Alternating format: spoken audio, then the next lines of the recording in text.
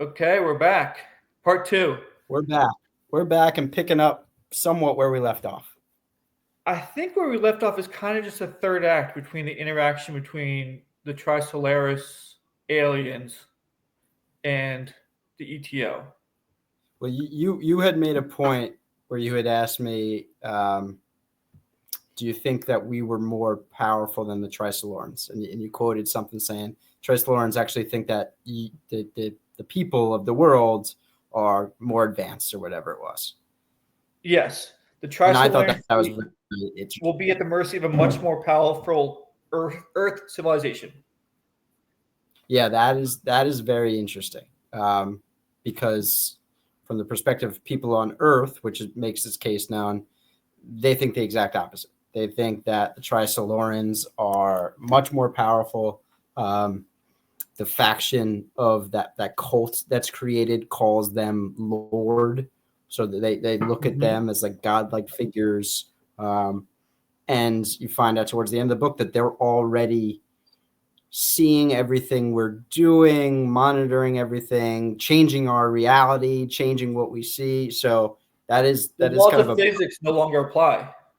yeah, it's just a huge twist that they assumedly think that we are a higher power, whereas all evidence would say they completely are. I would think that they are. Uh, I think that they, again, are worried about the potential future for humanity. But as we get into that confrontation between the humans and the aliens, the last act, the third act, where they just kind of lay out the game plan for the Trisolarans and the two protons that halt all scientific advancement, Yeah, that was high sci-fi. very big sci-fi. I'm also just I like to geek out on that stuff, so I've seen a couple like documentaries and things about this quantum realm that they're talking about. I was eating that up. I love that. Are you a genius? You understood it? No, not completely, but enough that I could get by. They're talking about two protons being unfolded into 4D shapes and 1D Into shapes and different 2D shapes. dimensions, stretching out the size of a world, but also being smaller enough that it's smaller than any particle we've ever seen or been able to witness. So there's two kind of the last tenth of the book. There's two plans. There's the Trisolarans plan of how they're going to defeat the Earth, and then there's Wong's plan about how he's going to read the messages on this cruise ship Right. that's basically ETO's headquarters. And they also have a crazy plan where they're going to slice the ship Yeah. into pieces using nanoparticles That was super sci-fi. That was almost like more unbelievable to me. as it travels through the Panama Canal. So yeah, to kind of set the stage. So think of like a computer system that can contact and speak with aliens, and it's the only computer system that can do so. In order Yeah. to protect it, this organization put it on a boat, and basically, because this computer system is so powerful, they can tell immediately if somebody's trying to attack the boat, or if somebody does try and attack the boat, they blow it up, and then we lose all that communication, all that information. So the Yeah. good guys had to find a way to separate people from that computer instantaneously before they have time to literally like hit a button and reset the Before the system. alarm, layman's terms, before the alarms go off. Yeah, well before the alarms go off. Yeah. And so to do so, they use this main character's nanotechnology, which has super sharp threads that are thinner than the hair on your head Yes. in different levels across the Panama Canal to slice the boat. I mean, that was super sci-fi. Like even more And I so love than the like talking heads, I think. the one line like, "Oh, won't it cut the computer in half that we're trying to read the messages on?" Like, "Oh no, the cut is so fine that we'll be able to piece it together." I'm like, I mean, you trying to Solved. hail a cat with that hand wave? You can't even compare it to like slicing through cheese or anything like that. I mean, this is literally just cutting through air. Yeah, the guy was cut in half before he even realized what happened. And that was interesting too. Why this guy is like a threat to them is because this nanotechnology could potentially build a platform to get from Earth to like upper orbit. Yeah, So like if we were to set up a military base, right, to protect against alien intruders, they would need this nano type material technology to do so. I don't know what's more probable, the nanotechnology cheese grater I or like the that is. the two I think protons that is. holding I think that is, to be all. honest with you. It's and then there's kind of like the villain exposition where it's like soft on one. I have it whole highlighted. It's a paragraph and a half where they basically lay out to you the villain's plan. Or I wouldn't even Mhm. call the Trisolarans villains. It's kind of just the opposing force. And They're just aliens. Yeah, just aliens. yeah, you're not. No one really has um, malevolent intentions other than the main old woman whose father was killed by the Cultural Revolution, and then Uh, Bucks wide receiver Mike Evans. yes. Yeah, that's all I kept thinking of too. Yeah, there are two people who are just so fed up with the world and people in the world that they would literally prefer humanity to be destroyed than for it to go on. They believe it's irredeemable. Yeah, one's Yeah. father got killed in the Cultural Revolution, and one father was the CEO of a large oil company. And it seems like they And don't care if they're here for it because they're not. So these aliens aren't going to arrive here because of space-time travel for 400 years. But these people are so down on humanity, they think we cannot get better in 400 years. So we might as well plan and help the aliens destroy us. yeah, I saw an article a while ago Twist. about how environmentalists make great villains in movies.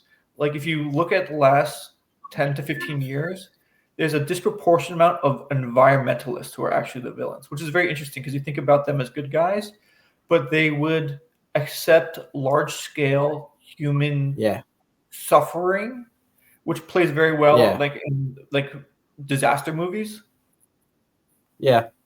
which is interesting. For the sake of Their uh, their own internalized goal, like the ends nature of justify the woods means. and things. Yeah, not that that's played out, but you're right. I can think of like TV shows and movies where the villain is that person. Yeah, like I think Thanos.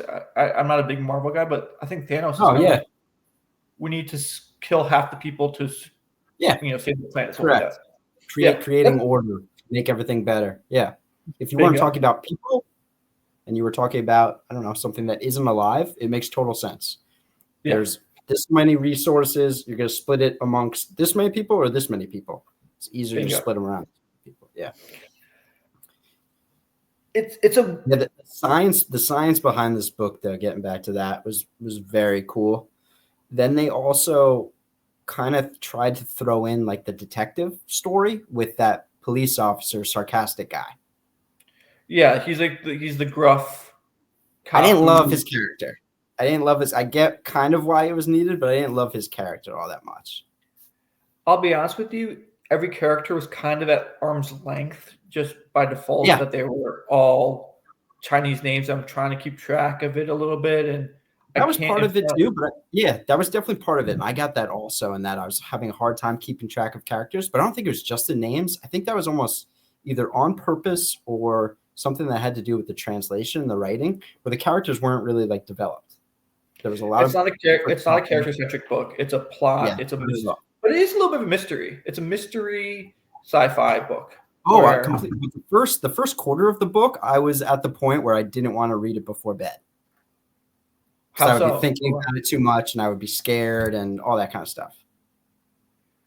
It's a really good book because Yeah, it evolves from this guy's losing his mind. He's like trying different people's cameras to uh, a mystery about what this game is to a mystery about what are these people's intentions. It's a great book. I thought the finish of it was awesome too. Like the last 10 to 15% of the book, starting from when we find out about the communication and the Trisolorans going through all of their kind of experiments, that to the finish was was like can't stop reading, don't want to put the book down for me. Did you ever think that the ETO was a little hokey?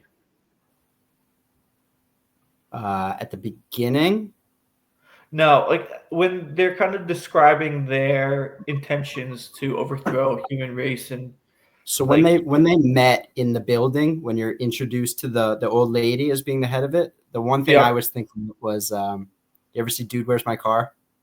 Is that like the Zoltan people or something like that? Or the Zoltan? I thought the exact same thing. I was like, what movie? I thought it was Saving Silverman. Similar, yeah, similar Yes, stupidity, but yeah, similar just stuff. like the one person coming down, all excited because the aliens are coming, even though if aliens come, they're probably not coming with good intentions. I It's thought just the exact same like thing. sociology. But yeah, Yeah. that's the only thing that was a little like hoaxy, cheesy that I would say. Like this the hoaxy, like the wind howling against the antenna. The ETO fighter shouted as one, the world belongs to Trisolaris.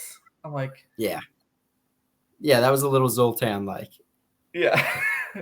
But I liked how that faction is divided between the Adventists and it's not Yeah, the Reformers or the I don't know what the other faction is the called. Adventists and was it just the Revolutionaries or yeah, I don't remember the term either. I can look it up. But the groups was also interesting because it's very it's mostly like wealthy and intellectual people because a lot of those people were able to play the game and solve the game so that you had to be of like a certain status to be able to do so. Yeah. Redemptionist who want Adventists want to wipe out humanity. Redemptionists do they want the Trisolans to come and advance humans? I think they wanted a new start. Yeah. So a fresh slate with the Trisolans being our rulers, gods, whatever you want to call it. Like they can come take control of our civilization and save it. The Redemptionist faction, which aims to have the Trisolaran civilization to save the Trisolaran civilization by developing the Redemptionists want to save the Trisolarans and like kind of meld with them, I think. Yeah, Yeah. I took it as by saving them, that means they come and take over our planet. Yeah. Really interesting book. We're gonna so this is the first book series that we are going to read a Read series right of. through. And there's three books. And you're on the second book? Mm-hmm. How was it? Pretty good? First 10% that I'm reading on the Kindle was rough, not fun. Ooh. It's I getting good now. think there's different translators between book 2 and 3. I don't know if the book 1 and 2. There is something that I feel like we're reading, but we're not totally understanding. I think there is something with the translation. I wonder how this book reads in its original language. Yeah, I'm not learning Chinese to read this book, but It's also, again, though, it's written like the author. I think he's a scientist first and foremost, and then he decided to write a fiction book. yeah, he worked as a computer engineer at a power plant in Shaanxi province. Got it. So yeah, he is a scientist and an engineer and decided to write a fiction book. Yeah, I wonder where he lives because he's pretty critical of the Cultural Revolution, and I don't think that's I would allowed. imagine he's over here. Yeah, I think he wrote this in 2008 too. So, do you think this is read in China? I don't. I can't imagine. Or something with the translation made it okay to do so. I mean, the opening scene is someone getting murdered in the Cultural Revolution, which is celebrated in China. Yeah, I can't wait to kind of go. Yeah. Say that again. Go again. Yeah, I was just saying that a whole part might not be included in the original. Totally, I can see that. Because you don't totally need that you don't really need that at all. It was a cool part. It got me hooked in there, but you don't need that for the storyline. It's just the old woman's motivation.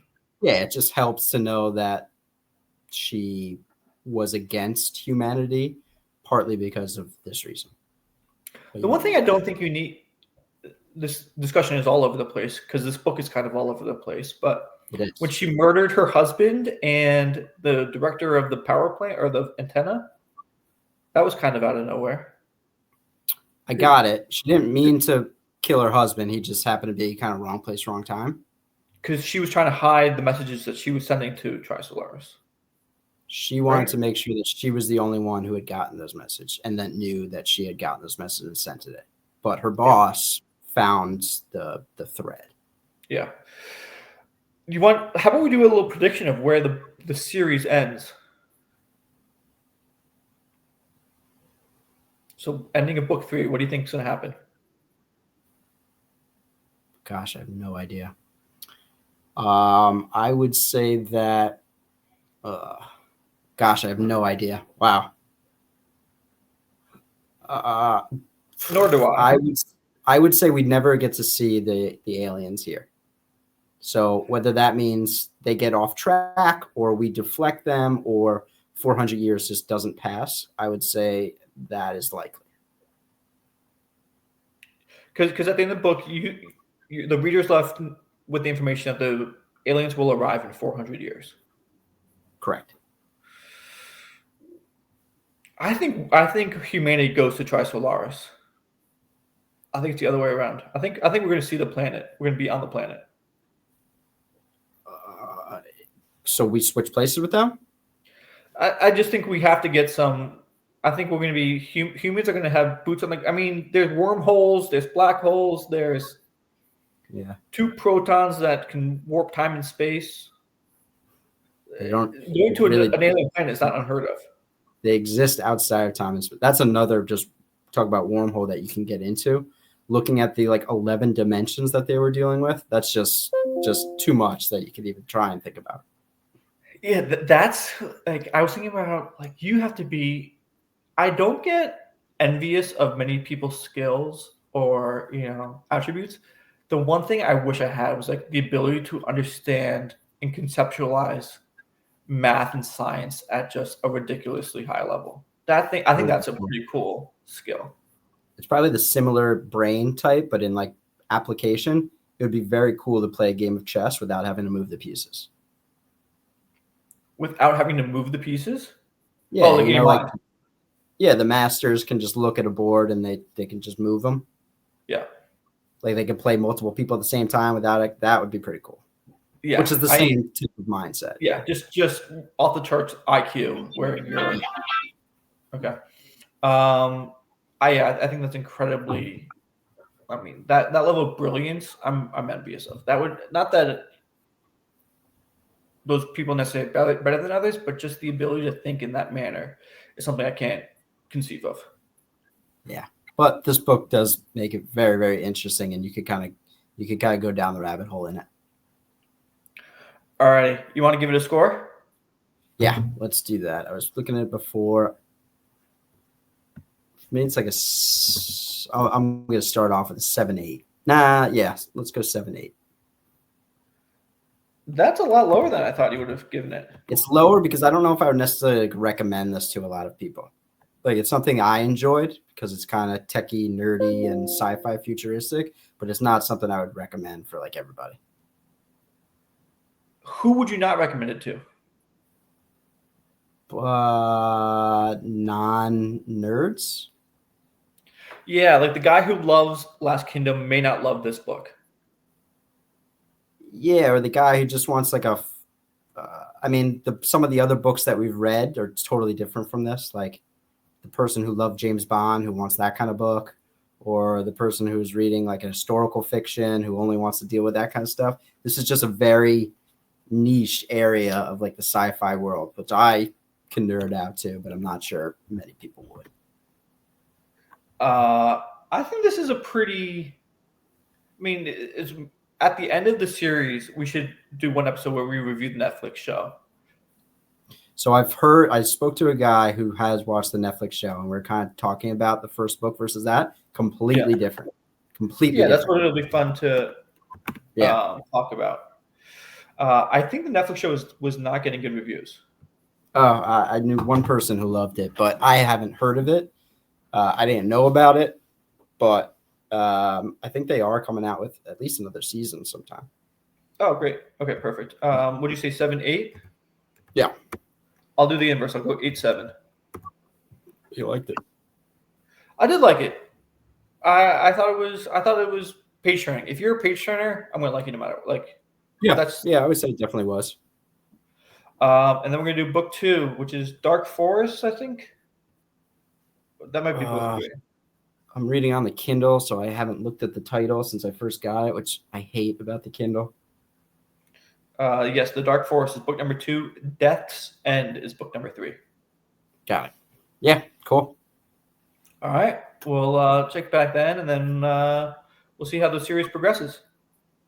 Good stuff. Yeah, I'm looking forward to it. I'll talk to you later, dude. All right.